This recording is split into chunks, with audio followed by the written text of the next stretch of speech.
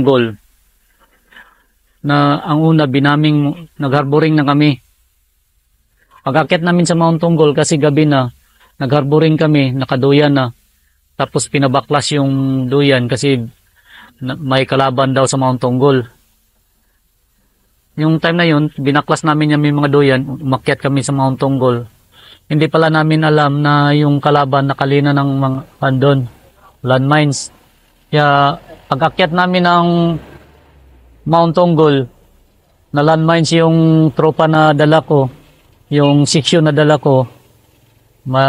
Yung time na yun, na may isa kami na nakiya, si Late William.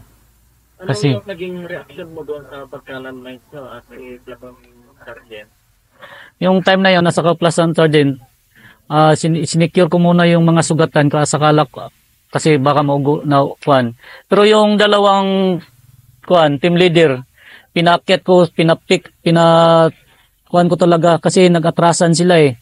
Pinirsa ko na iakyat yung top talaga. Kasi kung hindi namin kukunin yung top, baka madiyado kami nun. Kaya inakyat yung top, kinuha talaga naming top kahit alam namin na may mga landmines. May mga landmines pero mabuti sa pagsabog ng isang landmines, medyo nagputol-putol na yung mga wire. Inakyat namin yung top.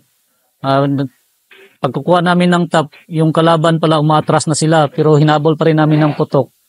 Hindi na lang namin hinabol papuntang baba kasi hindi namin secure kung ano ang mayroon doon sa baba kasi masyadong malalim. Baka kung akyat babain pa namin, baka malugi pa kami. So ano yung pag-akyat nyo doon, dala-dala nyo yung mga wounded nyo? Yung wounded namin, pinabayaan lang namin doon sa baba kasi sumusunod sa amin yung isang kumpanya. May nag-secure doon? May nag-secure yung 5th Company. Katapos na na-secure namin yung 5th Company, sinecure namin yung high ground. Yung isang patay namin at saka isang wounded namin, dahil gabi na, ibaba sana namin yung sugatan. Ang problema, hindi makababa yung chopper eh. Kaya ang ginawa ng tropa, pinakyat muna kasi secure na sa taas, pinakyat namin yung 5th Company sa taas. Kasi para ma-secure.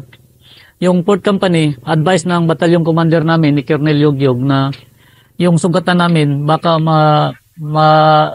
makiya pa, ibaba namin papuntang Taglibi. Malayo kasi yung binaba namin ng Taglibi.